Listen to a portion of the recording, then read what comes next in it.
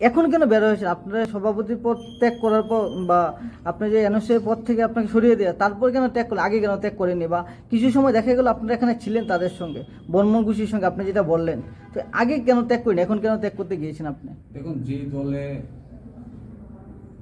Value নেই এবং যে দলের মধ্যে গ্রুপিজম আছে এবং যে দলের মধ্যে কোনো সম্মান নেই, আমাদের ওয়ার্কাররা যারা সম্মানই পায় না, তো এই দল কে করবে? এই দলটা কে করবে? আমরা তো বলতে পারবে না যে এই যে এতদিন ধরে ছাত্রদের স্বার্থে লড়াই করেছি, কোনো নেতার থেকে পয়সা নিচ্ছি, কেউ বলতে পারবে না। এটা ঠিক আছে। আর আপনি চ্যালেঞ্জ করছি, আপনারা তো মিডিয়ারা ছিলেন, আপনারা তো দেখেছেন রোডের মধ্যে কোনো নেতার থেকে কোনোদিন পয়সা নিচ্ছি, পয়সা এনে রাজনীতি করেছি, কোনো নেতা বলতে পারবে? চ্যালেঞ্জ করছি আপনাদের মিডিয়া, কোন লিডার?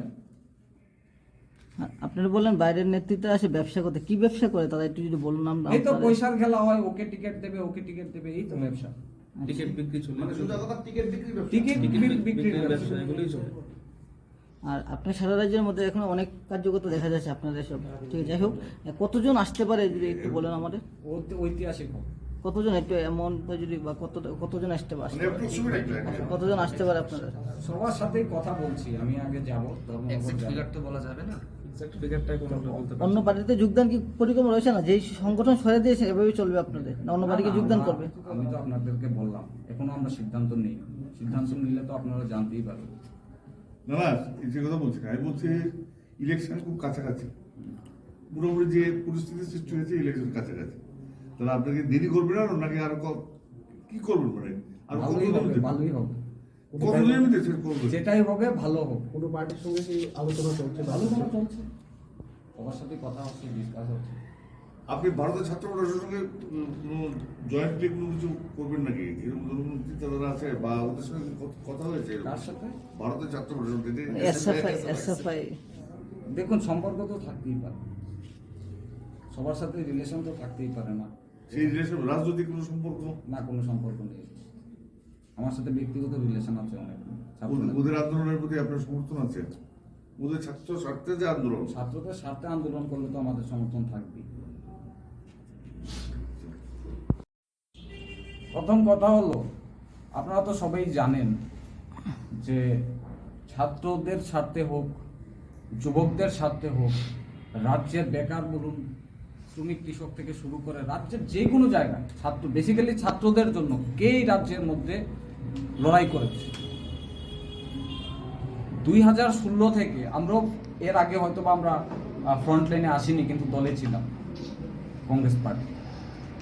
2016-তে এখন একজন মন্ত্রীও আছেন, সুশান্ত চৌধুরী মহোদয়, এদিক দিয়ে ছিলেন বিকি প্রসাদ। ওনারা যখন চলে গেল, এই সময় থেকে 2016 থেকে 2024 পর্যন্ত এই যে গ্যাপিংটা কে করেছে? রাজ্য বিরোধিতা বা ছাত্রদের স্বার্থের লড়াই, বিভিন্ন জায়গায় যেরকম সমস্যা সমাধান, এইগুলি কে করেছে?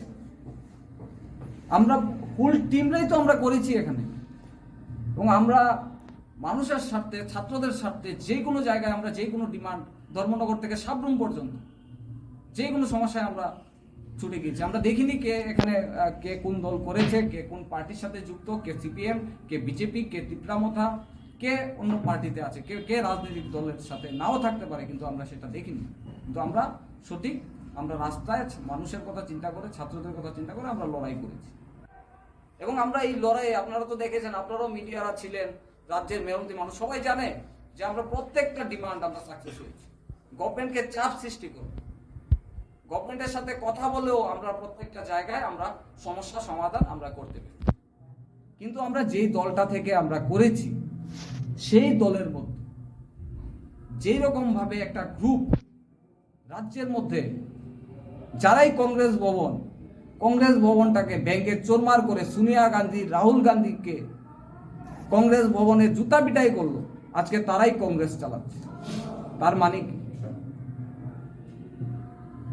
এবং দিল্লি যারা ইনচার্জ এখানে আসে শুধু ইনকাম করার জন্য, আর কিছু না।